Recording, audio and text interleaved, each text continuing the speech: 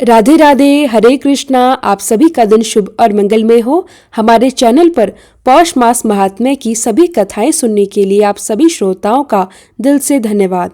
आज यानी 4 जनवरी रविवार से हिंदू कैलेंडर का 11वां चंद्रमास यानी माघ का महीना प्रारंभ हो चुका है और इसकी समाप्ति 3 फरवरी मंगलवार के दिन होगी। और इस बार माघ का महीना बहुत ही दुर्लभ संयोग के साथ प्रारंभ हो रहा है, यानी रवि पुष्य योग, त्रिपुष्कर योग और सर्वार्थ सिद्धि योग के पावन और दुर्लभ संयोग के साथ। इसलिए आप माघ मास के पहले दिन जितना हो सके जप तप दान और ध्यान, जो भी धार्मिक कार्य आपकी सामर्थ्य के अनुसार बन सके वह अवश्य करें। माघ मास के जो भी व्रत और नियम है, यदि आप उन्हें प्रारंभ करना चाहते हैं तो आज पहले दिन से ही माघ मास के नियमों का संकल्प लेकर उन्हें शुरू कर सकते हैं। जैसा कि आप हर दिन नियम से भगवान की कथाएं सुनने का नियम ले सकते हैं, दान देने का, तुलसी पूजा का, या फिर यदि आप कोई व्रत पहली बार प्रारंभ करना चाहते हैं तो उसका भी नियम और संकल्प लेकर आप आज से शुरुआत कर सकते हैं। आज से आप हमारे चैनल पर हर दिन नियम से माघ मास महात्म्य की कथाएं सुनेंगे। और उससे पहले बहुत ही कम शब्दों में हम यह जान लेते हैं कि माघ का महीना इतना पवित्र क्यों माना जाता है और हमारे धार्मिक शास्त्रों में माघ मास का महत्व किस प्रकार से वर्णित किया गया है। तो देखिए, माघ महीने का जो नाम है वह मगा नक्षत्र होने के कारण ऋषि मुनियों ने इसका नाम माघ रखा है। माघ मास को भगवान श्री कृष्ण के माधव नाम से भी जाना जाता है और इस महीने में भगवान श्री कृष्ण स्वयं कहते हैं कि इस समय जितना अधिक तीर्थ स्नान, दान और पूजा पाठ किया जाए तो उससे जाने अनजाने में किए गए सभी पाप नष्ट हो जाते हैं और साथ ही सभी पुण्य फलों की प्राप्ति होती है। पद्मा पुराण में कहा गया है कि माघ मास में जप, होम और दान का विशेष महत्व बताया गया है। इस महीने में सूर्योदय से पहले स्नान करना, विभिन्न प्रकार के दान करना और भगवान श्री विष्णु का स्तोत्र पाठ करने से भगवान विष्णु की विशेष कृपा प्राप्त होती है। माघ के महीने में भगवान विष्णु के वासुदेव रूप की पूजा करनी चाहिए और उगते हुए सूर्य को अर्घ्य देना चाहिए। इस मास में सूर्य नारायण के त्वष्टा रूप की पूजा करनी चाहिए। पुराणों में यह भी बताया गया है कि इस पवित्र मास में भगवान श्री कृष्ण और भगवान शिव जी की पूजा भी अवश्य करनी चाहिए। भगवान शिव की पूजा में यदि तिल के तेल का दीपक जलाया जाए तो इससे शारीरिक कष्ट नहीं होते। धार्मिक ग्रंथों में कहा गया है कि माघ महीने के दौरान मंगलवार और गुरुवार का व्रत करने से विशेष फल की प्राप्ति होती है। माघ मास में हर दिन नहाने के पानी में गंगा जल और तिल डालकर स्नान करना चाहिए और यदि संभव हो तो हर दिन नियम से किसी पवित्र नदी में स्नान करना चाहिए। ऐसा करने से कई जन्मों के पाप नष्ट हो जाते हैं। इस महीने में तांबे के बर्तन में तिल भरकर किसी योग्य व्यक्ति को दान में देना चाहिए। माघ महीने में पड़ने वाले कुछ प्रमुख व्रत और त्योहार इस मास की सकारात्मकता को और अधिक बढ़ाते हैं, जैसे कि सकट चौथ, गुप्त नवरात्रि, वसंत पंचमी, एकादशी जिनमें शर्तिला एकादशी और जया एकादशी, मौनी अमावस्या और माघ पूर्णिमा शामिल है।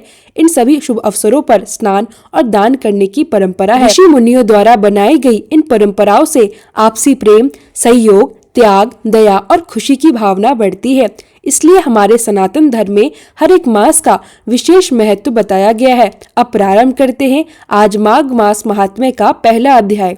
उससे पहले आज आपको सुनाते हैं भगवान के एक डाकू भक्त की कथा। भगवान की भक्ति तो ऐसी है कि भगवान जिसे अपना भक्त चुन लेते हैं, चाहे वह डाकू हो, निर्दय हत्यारा हो या कोई पापी क्यों न हो, यदि उस पर भगवान की कृपा हो जाए तो उसका जीवन कैसे पूरी तरह परिवर्तित हो जाता है, यह आप आज की कथा को सुनकर जानेंगे। आज हम आपको सुनाने जा रहे हैं डाकू भगत सिंह की कथा, जिसे आप पूरा सुने बिना रह नहीं पाएंगे। तो चलिए प्रारंभ करते हैं आज की यह अद्भुत कथा। बहुत समय पहले की बात है। एक धनी गृहस्थ के घर में भगवत कथा का एक बड़ा ही सुंदर आयोजन हो रहा था। माघ का महीना था, शुक्ल पक्ष की रात्रि का समय था। कथावाचक पंडित जी न केवल विद्वान थे बल्कि बड़े ही मधुर स्वर में गाने वाले भी थे। बीच बीच में वे भगवत संबंधी भावपूर्ण पदों का अपने मधुर कंठ से गान भी करते। सबसे पहले उन्होंने श्रीमद् भगवत गीता के आधार पर संक्षेप में भगवान की जन्म की कथा सुनाई। फिर नंदोत्सव का वर्णन करते करते एक अत्यंत मधुर पद भी गाया। कथा का प्रसंग आगे बढ़ता गया। सामने बैठे हुए श्रोतागण व्यवहार की सारी चिंताएं और शरीर की सुध बुध तक भूल गए। सब भगवत आनंद में मग्न हो गए। पूरी तरह मस्त हो गए। बहुतों के शरीर में रोमांच होने लगा और कितनों की आंखों से प्रेम के आंसू छलक आए। सब श्रोता भगवान की कथा लीला के श्रवण में पूरी तरह तन्मय हो रहे थे। और सच ही तो है, भगवान की कथा सुनने में ऐसा ही आनंद आता है, ऐसा ही रस प्राप्त होता है। इसलिए कभी भी कथा सुनते समय इस बात की चिंता नहीं करनी चाहिए कि कथा कितनी लंबी है। हमें तो बस अपनी मन की आंखों से भगवान की लीलाओं को देखना चाहिए और पूरे मन से कथा का श्रवण करना चाहिए।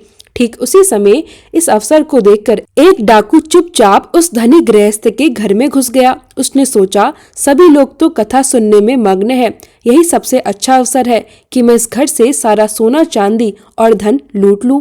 वह डाकू बिल्कुल चुपचाप सोना चांदी धन रत्न आदि ढूंढने लगा। लेकिन भगवान की अद्भुत लीला देखिए, बहुत प्रयास करने के बाद भी उस घर में उसके हाथ कुछ भी नहीं लगा। वह इधर उधर कुछ न कुछ हाथ लग जाए इस आशा में खोज ही रहा था कि तभी अचानक उसका ध्यान कथा की ओर चला गया। उसी समय कथावाचक पंडित जी महाराज ऊंचे और भावपूर्ण स्वर में कह रहे थे, प्रातःकाल हुआ, पूर्व दिशा उषा की मनोरम ज्योति और अरुण की लालिमा से रंग हुई। उस समय व्रज की झांकी अत्यंत अलौकिक हो रही थी। गौवे और बछड़े सिर उठा उठाकर नंद बाबा के महल की ओर बड़ी इच्छा और कामना से देख रहे थे कि अब हमारे प्यारे श्री कृष्ण हमें आनंदित करने के लिए अवश्य ही आ रहे होंगे। और ठीक उसी समय भगवान श्री कृष्ण के प्यारे सखा श्री दामा सुदामा वसुदा आदि ग्वाल बाल आकर बड़े प्रेम से श्री कृष्ण और बलराम जी को पुकारने लगे, अरे ओ हमारे प्यारे कन्हैया, आओ ना। अरे अब तक तुम सो ही रहे हो, देखो तो जरा, गौएं तुम्हें देखे बिना रंभा रही हैं और हम भी कितनी देर से खड़े हैं। चलो चलो, वन में गौएं चराने के लिए चलते हैं। दाऊ दादा, और तुम इतनी देर से क्या कर रहे हो? ग्वाल बालों की इस प्यारी पुकार और उनकी जल्दबाजी देखकर नंद रानी ने अपने लाडले पुत्रों को बड़े ही मधुर स्वर में बार बार पुकार कर जगाया। फिर मैया ने स्नेह पूर्वक माखन मिश्रित भोजन और तरह तरह के पकवान अपने बच्चों को कलेव कराया। बड़े चाव से उन्हें सुंदर वस्त्र पहनाए और खूब सजाया। लाखों करोड़ों रुपए के गहने, हीरे, जवाहरात और मोतियों से जड़े स्वर्ण आभूषण अपने बच्चों को धारण करवाए।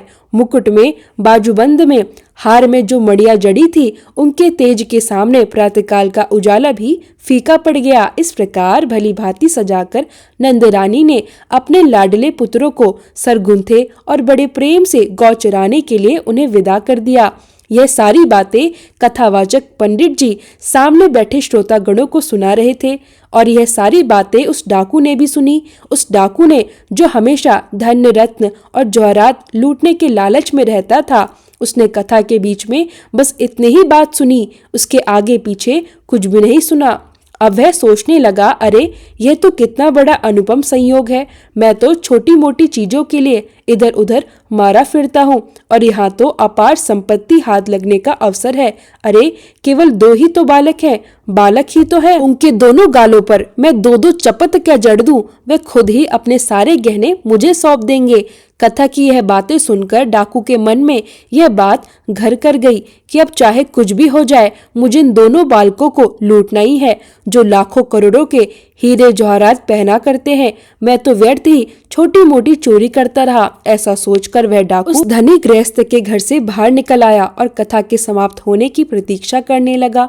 बहुत देर रात बीत जाने के बाद अंततः कथा समाप्त हुई। इतनी लंबी कथा के दौरान भी वह डाकू ना तो टस से मस हुआ और ना ही अपनी जगह से हिला। भूखा प्यासा होने के बावजूद वह वहीं बैठा रहा और पूरे धैर्य के साथ इंतजार करता रहा। अब चारों ओर भगवान के नाम और जय जयकार के नारों से सारा आकाश गूंज उठा।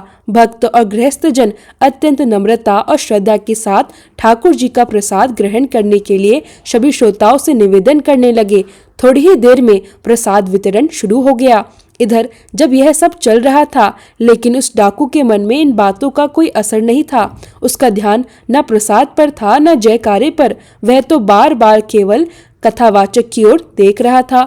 उसकी आंखें पूरी तरह से कथावाचक पंडित जी की हर गतिविधि पर टिकी हुई थी। उनके उठने बैठने, बोलने और चलने तक पर वह पूरी निगरानी रखे हुए था। कुछ समय बाद जब कथावाचक जी प्रसाद ग्रहण कर अपने डेरे की ओर जाने लगे तो वह डाकू भी चुपचाप उनके पीछे पीछे चल पड़ा। जब पंडित जी खुले मैदान में पहुंचे तो अचानक पीछे से उस डाकू ने कठोर और डरावनी आवाज में पुकारा, ओ पंडित जी, जरा खड़े रहो। पंडित जी के पास दक्षिणा के कुछ रुपए पैसे भी थे। डर के मारे उन्होंने अपनी चाल तेज कर दी और आगे बढ़ने लगे। यह देख डाकू भी दौड़ते हुए पीछे आया और बोला, पंडित जी, जहाँ खड़े हो वहीं रुक जाओ, ऐसे भागने से बच नहीं सकोगे। अब पंडित जी समझ गए कि बचने का कोई रास्ता नहीं है। वह मजबूर होकर वहीं रुक गए। डाकू उनके पास आकर बोला, देखिए पंडित जी, आप जिन कृष्ण और बलराम की बातें कर रहे थे, उनके लाखों करोड़ों के गहनों का वर्णन कर रहे थे। अब मुझे साफ साफ बताइए उनका घर कहाँ है, और यह भी बताइए वे दोनों गाय चराने के लिए कहाँ जाते हैं। फिर उसने धमकी देते हुए कहा, अगर जरा भी टाल मटोल की तो देख रहे हो मेरे हाथ में यह मोटा डंडा, इसी से तुम्हारे सिर के टुकड़े टुकड़े कर दूंगा। पंडित जी ने देखा कि उसका शरीर लंबा चौड़ा दैत्य के समान बलिष्ठ था। मजबूत हाथों में मोटी लाठी थी और आंखों से क्रूरता टपक रही थी। उन्होंने मन ही मन सोचा, यह निश्चय ही कोई डाकू है। थोड़ी हिम्मत जुटाकर पंडित जी बोले, अरे भाई, तुम्हें उनसे क्या काम है, यह तो बताओ। डाकू ने और जोर से कहा, जरूरत है। पंडित जी बोले, जरूरत? अरे भाई, बताने में क्या हिचक है। तब डाकू ने साफ साफ कहा, पंडित जी, मैं डाकू हूँ और मैं उनके गहने चुराना चाहता हूँ। अगर गहने मेरे हाथ लग गए तो आपको भी मैं कुछ न कुछ जरूर दूंगा। बस आप जरा भी टाल मटोल मत कीजिए और जल्दी जल्दी ठीक ठीक बता दीजिए वे लोग कहाँ रहते हैं। अब पंडित जी समझ गए कि यह तो बड़ा व्रज मूर्ख है। उन्होंने सोचा, अब डरने की क्या बात है। फिर उन्होंने कहा, देखो भाई, मैं तुम्हें सब कुछ बता दूंगा, लेकिन यहाँ रास्ते में मेरे पास पुस्तक नहीं है। तुम मेरे डेरे पर चलो, वहाँ पुस्तक देखकर मैं पूरा पता ठीक ठीक बता दूंगा। धन पाने की लालसा में डाकू उनके साथ चल पड़ा। डेरे पर पहुंचकर पंडित जी ने किसी से कुछ नहीं कहा। वह चुपचाप अपनी पुस्तक बाहर ले आए। फिर वह डाकू को भगवान श्री कृष्ण और बलराम जी के दिव्य रूप की मधुर कथा सुनाने लगे। उन्होंने कहा, श्री कृष्ण और बलराम दोनों के चरण कमलों में सोने के सुंदर नुपुर है, जिनकी रुंझुन ध्वनि सबके मन को मोहित कर लेती है। श्याम वर्ण के श्री कृष्ण पीताम्बर धारण किए हुए हैं और गौर वर्ण के बलराम नील वस्त्र धारण किए हुए हैं। दोनों की कमर में बहुमूल्य मोतियों से जड़ी स्वर्ण करधनी शोभायमान है। गले में हीरे जवाहरात जड़े स्वर्ण हार है। हृदय पर कौस्तुभ मणि झिलमिला रही है और वैसी मणि पूरे जगत में दूसरी कोई है ही नहीं। कलाई में रत्न जटित सोने के कंगन है। कानों में मणिमय कुंडल शोभा पा रहे हैं। सिर पर मनोहर मुकुट है। घुंघराले काले बाल लहरा रहे हैं। ललाट पर कस्तूरी का तिलक है। होठों पर मंद मंद मुस्कान है। आंखों से मानो आनंद और प्रेम की वर्षा हो रही हो। श्री कृष्ण अपने कर कमलों में स्वर्ण बंशी लिए उसे अपने अंधरों से लगाए रहते हैं। उनकी अंग कांति के सामने करोड़ों सूर्य की भी कोई गिनती नहीं। रंग बिरंगे सुगंधित पुष्पों की माला उनके गले में है। तोते की सी नुकीली नासिका है। कुंद पुष्प के समान श्वेत दांतों की पंक्ति अत्यंत मनोहर है। जब वे त्रिभंग ललित भाव में खड़े होते हैं तो देखते देखते नेत्र बंद नहीं होते। बाके बिहारी श्री कृष्ण जब अपनी बांसुरी राधे राधे की मधुर तान छेड़ते हैं तो बड़े बड़े ज्ञानी भी अपनी समाधि छोड़कर उसे सुनने के लिए दौड़ पड़ते हैं।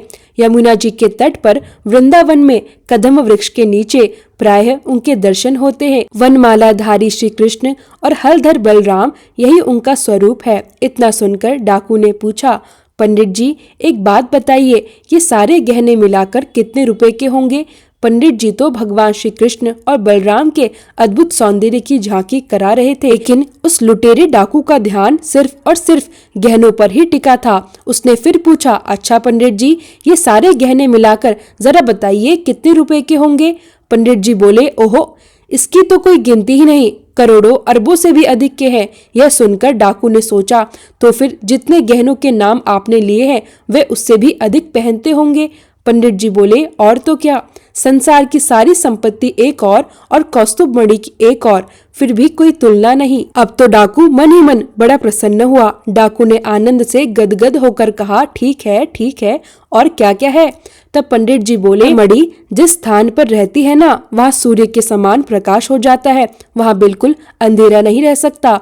उस जगह पर हमेशा उजाला ही उजाला रहता है, और वैसा रत्न तो पूरी पृथ्वी में कहीं और है ही नहीं।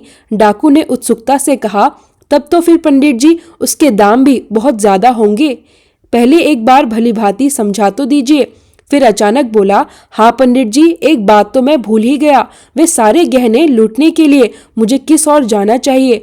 पंडित जी ने उस डाकू को सारी बातें फिर से समझा दी। तब डाकू बोला, देखो पंडित जी, आपने तो मुझे सारी बातें बता दी, अब मैं जल्दी ही उन्हें लूटकर आपको भी आकर कुछ न कुछ जरूर दूंगा। फिर उसने पूछा, एक बात बताइए, जहाँ वह रहते हैं वह जगह यहाँ से ज्यादा दूर तो नहीं है ना? क्या मैं एक ही रात में वहां पहुंच जाऊंगा? डाकू ने फिर पूछा, और हाँ पंडित जी, एक और बात बताइए, क्या वे हर दिन गौवे चराने जाते हैं? ऐसा तो नहीं कि किसी दिन घर पर ही रह जाते हो? पंडित जी बोले, हाँ और तो क्या, वे तो हर दिन नियम से गौवे चराने जाते हैं। डाकू के मन में एक डर यह भी लग रहा था कि कहीं वह उन्हें लूटने जाए और इंतजार करता रह जाए, और उस दिन श्री कृष्ण और बलराम गौओं को चराने के लिए आए ही ना। इसलिए उसने अपने मन का सारा संदेह पंडित जी के माध्यम से दूर करने का प्रयास किया। अब पंडित जी बोले, वह ठीक प्रातःकाल आते हैं, उस समय थोड़ा थोड़ा अंधेरा भी रहता है। यह सुनकर डाकू बोला, ठीक है पंडित जी, अब मुझे सारी बातें अच्छी तरह समझ में आ गई, अब बस यह बताइए कि मुझे किधर जाना चाहिए। पंडित जी बोले, ठीक उधर बराबर उत्तर की ओर चले जाना, मैं वही मिल जाएंगे श्री कृष्ण और बलराम। अब तो डाकू पंडित जी को प्रणाम करके वहां से चल पड़ा। उधर पंडित जी मन ही मन हंसने लगे और सोचने लगे, देखो यह कैसा पागल है। लेकिन थोड़ी देर के बाद उन्हें उसी डाकू की चिंता होने लगी। वह सोचने लगे, यह मूर्ख 2-4 दिन तो ढूंढने का प्रयास करेगा, फिर लौट कर आएगा और कहीं मुझ पर ही अत्याचार न करने लगे। फिर वह सोचने लगे, मैंने जो पता बताया था, जिस तरह की झांकी मैंने करवाई थी, जिस जिस तरह के हीरे जवाहरात मैंने बताए थे, अगर वह सब उसे नहीं मिला तो वह क्या करेगा? वह तो लौटकर मुझे ही परेशान करेगा। फिर अपने मन को समझाते हुए बोले, लेकिन नहीं, वह बड़ा विश्वासी है, वह लौटकर आएगा तो मैं उसे एक और रास्ता बता दूंगा। अब तक इतना तो समझ में आ ही गया कि वह मुझ पर बहुत विश्वास करता है और करोड़ों अरबों रुपए के गहनों के लिए वह किसी दूसरे रास्ते पर भी चला जाएगा, और जब तक मैं उसे दूसरा रास्ता बताऊंगा तब तक तो मैं कथा समाप्त करके यहाँ से चला ही जाऊंगा। इससे पीछा छुड़ाने का और उपाय है ही क्या मेरे पास? इस तरह की बातें मन ही मन सोचकर पंडित जी कुछ निश्चिंत हो गए। उधर पंडित जी से सारा रास्ता और सारा पता जानकर वह डाकू अपने घर गया। अब उसकी भूख, प्यास और नींद सब उड़ चुकी थी। वह दिन रात बस गहनों की ही बातें सोचता रहा।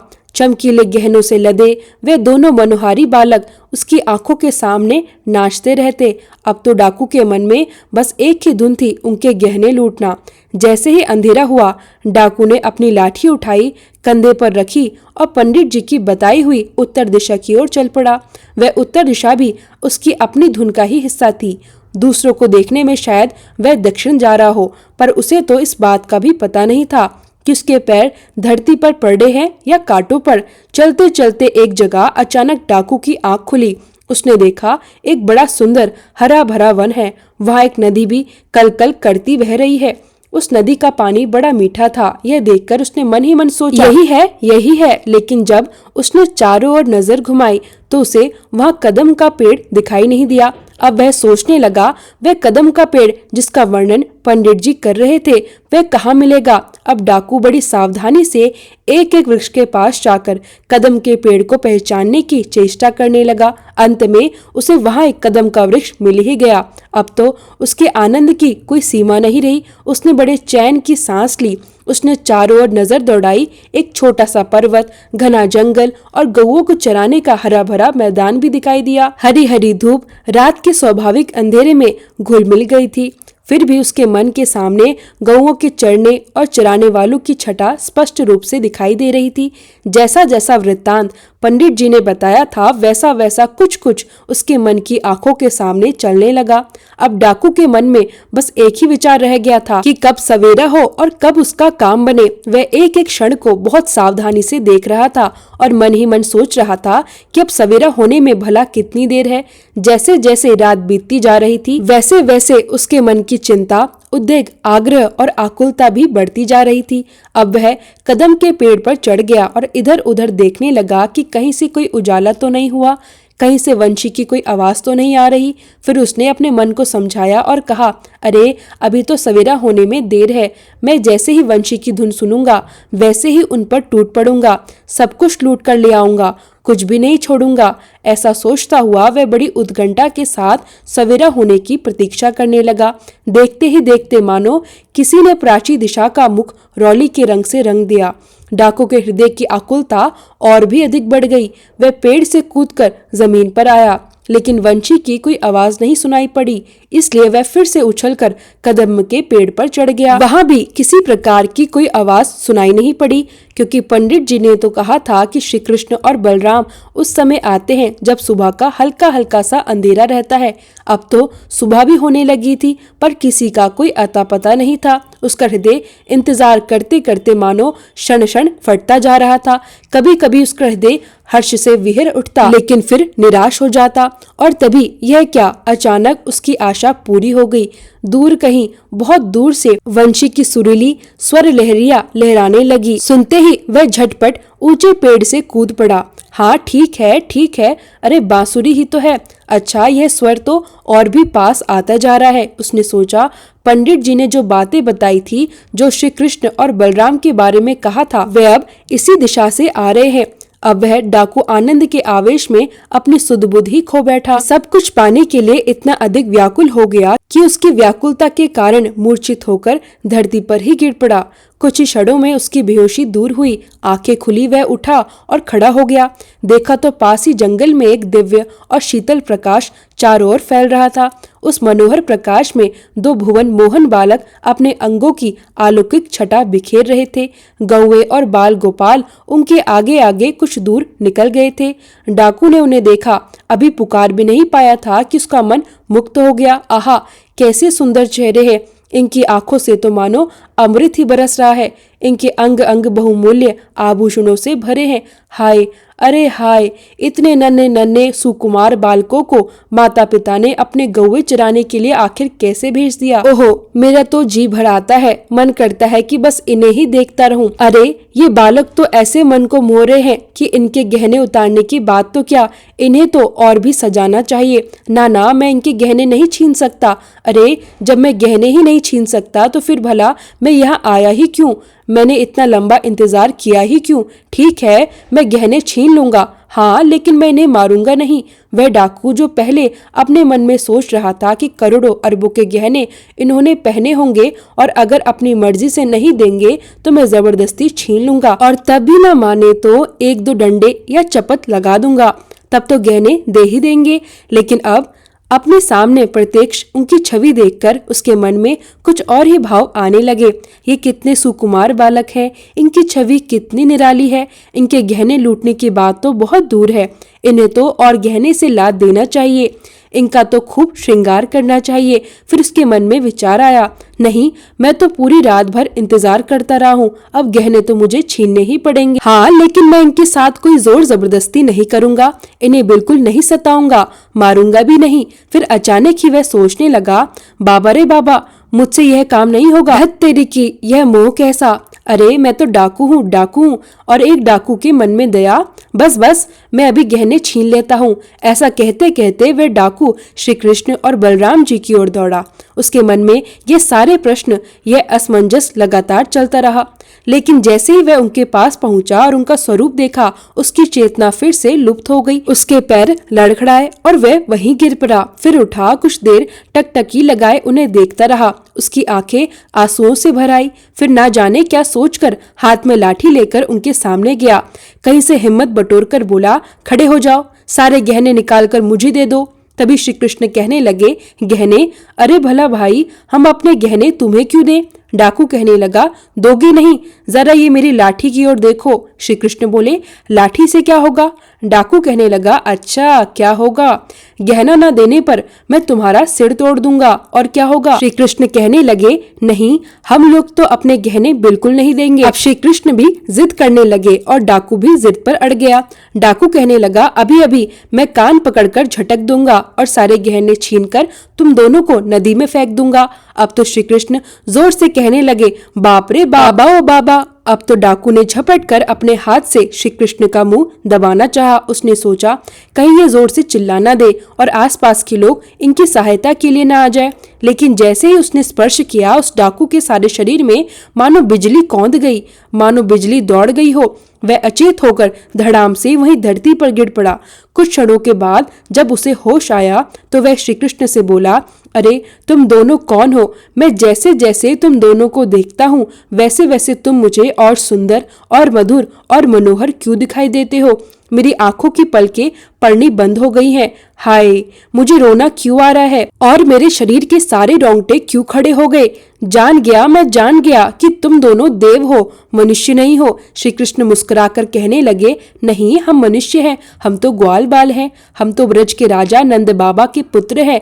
तब डाकू कहने लगा, आहा, कैसी मनोहर मुस्कान है। अच्छा, जाओ जाओ, तुम लोग गौवे चराओ, मैं तुम्हारे गहने नहीं लूटूंगा। अब तुम लोग मुझसे बिल्कुल भी मत डरो, मैं तुम्हारे गहने नहीं छीनूंगा। हाँ, बल्कि मैं तो यह चाहता हूँ कि तुम्हारे सुकुमार अंगों में मैं अपने हाथों से और भी गहने पहनाऊं। जाओ, हाँ, यहाँ से चले जाओ और फिर एक बार अपने दोनों लाल लाल चरण कमलों को जरा जाने से पहले मेरे सिर पर तो रख दो। हाँ हाँ, जरा अपने हाथ को इधर करो, मैं एक बार तुम्हारे इन सुकुमारों हथेलियों का चुंबन करके अपने प्राणों को तृप्त कर लूं।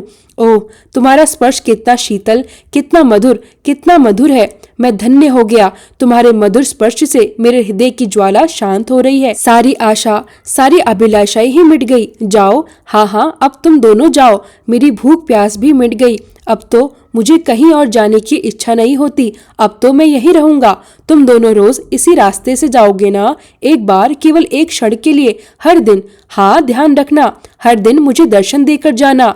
और देखो, भूलना नहीं, किसी दिन आओगे नहीं दर्शन के लिए तो याद रखना, मेरे प्राण उसी दिन छटपटाकर छूट ही जाएंगे। इसलिए इतना वचन तो देकर जाना कि यहाँ से तुम दोनों हर दिन मुझसे मिलकर जरूर जाओगे। तब श्री कृष्ण कहने लगे, अच्छा एक बात बताओ, अब तुम हम लोगों को मारोगे तो नहीं और ये हमारे गहने तो नहीं छीनोगे? हाँ, ऐसी प्रतिज्ञा करो तो हम लोग प्रतिदिन आ सकते हैं। डाकू ने सोचा, प्रतिज्ञा? अरे भगवान की शपथ, मैं तुम लोगों को कभी नहीं मारूंगा। भला इस संसार में कोई तुम्हें मार सकता है? तुम्हें देखते ही तो सारी शक्ति ही गायब हो जाती है, मन ही हाथ से निकल जाता है। फिर तुम्हें कौन मारे, कैसे मारे? अच्छा, तुम लोग जाओ, मैं तुम्हें कुछ नहीं कहूंगा। तब श्री कृष्ण कहने लगे, अच्छा, तुम आए तो थे हमें लूटने के लिए और अब तुम हमें लूटना नहीं चाहते? तुमने हमें मारा भी नहीं। अच्छा, अगर हम तुम्हें अपना कोई गहना दे जाएं और खुद से ही सारे गहने दे जाएं तो क्या तुम लोगे? डाकू ने सोचा, गहने? अब भला गहने का क्या करेंगे? अब तो मुझे कुछ भी नहीं चाहिए, मेरे अंदर लेने की इच्छा ही समाप्त हो गई। तब श्री कृष्ण कहने लगे, अरे क्यों नहीं, ले लो, हम अपनी इच्छा से तुम्हें दे रहे हैं। डाकू कहने लगा, तुम दे रहे हो? तुम मुझे दे रहे हो? अच्छा, तब तो मुझे लेना ही पड़ेगा। लेकिन जब तुम दोनों वापस अपने घर जाओगे और तुम्हारे गहने सारे गायब होंगे, तब तो तुम्हारे माँ बाप तुम पर नाराज होंगे और तुम्हें मारेंगे भी। तब क्या होगा? श्री कृष्ण बोले, नहीं नहीं, हम राजकुमार हैं, हमारे पास तो ऐसे बहुत सारे गहने हैं, जाने कितने गहने हैं। तुम चाहो तो तुम्हें और भी बहुत सारे गहने हम दे सकते हैं। डाकू कहने लगा, मैं क्या करूंगा? हाँ हाँ, पर तुम्हारी बात टाली भी तो नहीं जा सकती। अब तुमने कहा है कि तुम्हारे पास बहुत गहने हैं, तो फिर एक बात बताओ, क्या सच में तुम्हारे पास बहुत सारे गहने हैं? श्री कृष्ण कहने लगे, हाँ नहीं तो क्या, लो तुम पहले इन गहनों को ले जाओ, हमारे पास बहुत सारे गहने हैं। तुम हमारे गहनों की चिंता मत करो। भगवान श्री कृष्ण अपने शरीर से गहने उतार उतार कर उस डाकू को देने लगे। तब डाकू ने कहा, देखो भाई, अगर तुम देना ही चाहते हो तो मेरा यह दुपट्टा ले लो और इसमें अपने हाथों से सारे गहने बांध दो। लेकिन देखो लाला, अगर तुम मेरी इच्छा जानकर बिना मन के दे रहे हो तो मुझे गहने नहीं चाहिए। मेरी इच्छा तो बस यही है कि रोज एक बार तुम्हारे मनोहर मुखड़े के दर्शन कर लूं और एक बार तुम्हारे चरण कमलों से अपने सिर का स्पर्श करा लूं। श्री कृष्ण कहने लगे, नहीं नहीं, बेमन की बात कैसी, हम तो अपनी इच्छा से खुशी से तुम्हें दे रहे हैं। तुम फिर आना, हम तुम्हें इस बार और अधिक गहने देंगे। श्री कृष्ण ने डाकू के हाथ से वह दुपट्टा लिया और इस दुपट्टे में सारे गहने बांध दिए। अब डाकू ने गहनों की पोटली अपने हाथ में लेकर कहा, क्यों भाई, मैं फिर आऊंगा तो तुम मुझे और गहने दोगे ना? गहने चाहे मत देना, लेकिन अपने दर्शन जरूर दे देना। श्री कृष्ण ने कहा, अवश्य, गहने भी देंगे और दर्शन भी देंगे। अब डाकू बड़ी खुशी से गहने लेकर अपने घर के लिए रवाना हुआ। डाकू आनंद के सागर में डूबता उतरता अपने घर लौटा। दूसरे दिन रात के समय वह कथावाचक पंडित जी के पास गया। उसने जाकर उन्हें पूरा वृत्तांत विस्तार से सुनाया और गहनों की पोटली उनके सामने रख दी। फिर बोला, देखिए पंडित जी, देखिए तो सही, मैं कितने सारे गहने लेकर आया हूँ। आपकी जितनी इच्छा हो उतने गहने ले लीजिए। आपको सारे चाहिए तो सारे ले लीजिए, या फिर अपनी इच्छा अनुसार जो जो गहना आपको अच्छा लगे वह आप रख लीजिए। फिर उसने आगे कहा, पंडित जी, उसने और गहना देना भी स्वीकार किया है। पता है वह क्या कह रहा था? वह कह रहा था, तुम कल फिर आना, मैं कल तुम्हें इससे भी ज्यादा अधिक गहने दूंगा। पंडित जी यह सब सुनकर और देखकर हैरान रह गए। पंडित जी ने बड़े आश्चर्य से कहा, जिसकी कथा मैंने कही थी तो उन्हीं के गहने ले आया। डाकू बोला, तब क्या पंडित जी, देखिए ना, यह सब खुद देखिए, यह सोने के वंशी, यह सिर का मोहन चूड़ामन, आपने यही तो बताया था ना। पंडित जी यह सुनकर हक्के बक्के रह गए। उन्होंने बहुत सोचा, बहुत विचार किया, परंतु किसी निश्चय पर नहीं पहुंच सके। उन्होंने मन ही मन कहा, जो अनादि अनंत पुरुषोत्तम है, जिनके दर्शन के लिए बड़े बड़े योगी सारे संसार को तिनके के समान त्याग देते हैं, भूख प्यास नींद की परवाह नहीं करते, हजारों हजारों वर्षों तक ध्यान में मग्न रहते हैं, फिर भी जिनके दर्शन से वंचित रह जाते हैं, उन्हीं भगवान के दर्शन यह डाकू कराया, उनके गहने भी ले आया। नहीं नहीं, यह असंभव है, ऐसा तो हो ही नहीं सकता। परंतु यह क्या, यह चूड़ामन, यह बांसुरी, यह सारे गहने तो अलौकिक है, फिर यह सब इसे कहां से और कैसे मिल गए? कुछ भी समझ में नहीं आता। क्षण भर रुककर पंडित जी ने पूछा, क्यों भाई, क्या तुम मुझे उनके दर्शन करा सकते हो? डाकू बोला, क्यों नहीं पंडित जी, कल ही मेरे साथ चलिए। पंडित जी पूरे अविश्वास के साथ केवल उस घटना की सच्चाई जानने के लिए अगले दिन डाकू के साथ चल पड़े। वे नियत स्थान पर पहुंचे। पंडित जी ने देखा, एक सुंदर सा वन था, छोटी सी नदी बह रही थी, एक बड़ा सा घास का मैदान था और पास ही एक कदम का वृक्ष भी था। वह वृक्ष तो नहीं था और न ही वह नदी यमुना थी, परंतु सब कुछ वैसा ही लग रहा था। रात बीत गई। सवेरा होने से पहले ही डाकू ने कहा, देखिए पंडित जी, आप नए आदमी हैं, आप किसी पेड़ की आड़ में छिप जाइए, कहीं ऐसा ना हो कि आपको देखकर वे न आए। अब प्रातःकाल होने में ज्यादा देर नहीं है, अभी वे आ ही जाएंगे। डाकू बात कर ही रहा था कि अचानक उसके कानों में मुरली की मोहक ध्वनि पड़ी। वह बोल उठा, सुनिए पंडित जी, सुनिए, बांसुरी बज रही है, कितनी मधुर, कितनी मनमोहक। पंडित जी बोले, कहाँ जी, मैं तो कुछ भी नहीं सुन रहा, क्या तुम पागल हो गए हो? डाकू बोला, नहीं पंडित जी, जरा ठहरिए, थोड़ा देर रुकिए, आप अभी उन्हें देख लेंगे। यह कहकर डाकू कदम के वृक्ष पर चढ़ गया और देखने लगा। फिर बोला, पंडित जी, अब वह बहुत दूर नहीं है, बस आ ही रहे हैं। उतरकर उसने देखा, थोड़ी दूर पर वही विलक्षण प्रकाश फैल रहा था, जैसा एक दिन पहले फैला था। वह आनंद में भरकर पुकार उठा, पंडित जी, वो है। उनके शरीर की दिव्य ज्योति सारे वन को प्रकाशित कर रही है। पंडित जी बोले, लेकिन भाई, मुझे तो कुछ भी दिखाई नहीं दे रहा। डाकू बोला, ऐसा क्यों पंडित जी, आप जंगल, नदी, नाला सब कुछ देख रहे हैं और उन्हें नहीं देख पा रहे? पंडित जी बोले, हाँ भाई, मैं तो नहीं देख पा रहा। तब पंडित जी ने कहा, अगर सचमुच वे हैं तो तुम उनसे कहना कि आज जो भी वे देना चाहते हैं वह सब इसी ब्राह्मण के हाथ पर दें। डाकू ने यह बात मान ली। तभी भगवान श्री कृष्ण और बलराम जी डाकू के पास आकर खड़े हो गए। डाकू बोला, आओ आओ, मैं तो तुम्हारा ही इंतजार कर रहा था। श्री कृष्ण बोले, गहने लोगे? डाकू बोला, नहीं भाई, आज मैं गहने नहीं लूंगा, जो तुमने दिए थे वह भी तुम्हें ही लौटाने आया हूँ। पर ये पंडित जी मेरी बात पर विश्वास नहीं कर रहे। इन्हें विश्वास दिलाने के लिए मैं इन्हें अपने साथ लाया हूँ। श्री कृष्ण बोले, अभी ये मेरे दर्शन के अधिकारी नहीं हुए हैं। डाकू बोला, एक बार, बस एक बार इन्हें अपनी झांकी दिखा दो। श्री कृष्ण हंसकर बोले, अच्छी बात है, तुम मुझे और पंडित जी को एक साथ स्पर्श करो। जैसे ही डाकू ने ऐसा किया, पंडित जी की दृष्टि दिव्य हो गई। उन्होंने मुरली मनोहर पीताम्बरधारी श्याम सुंदर भगवान के दिव्य दर्शन किए। दोनों भगवान के चरणों में गिर पड़े। प्रेम से बोलिए, बांके बिहारी लाल की जय। ऐसी है ठाकुर जी की लीलाएं। बस मन की भक्ति सच्ची होनी चाहिए। जाने कब कहाँ ठाकुर जी मिल जाएं। आपको यह कहानी कैसी लगी? कमेंट बॉक्स में जरूर बताएं।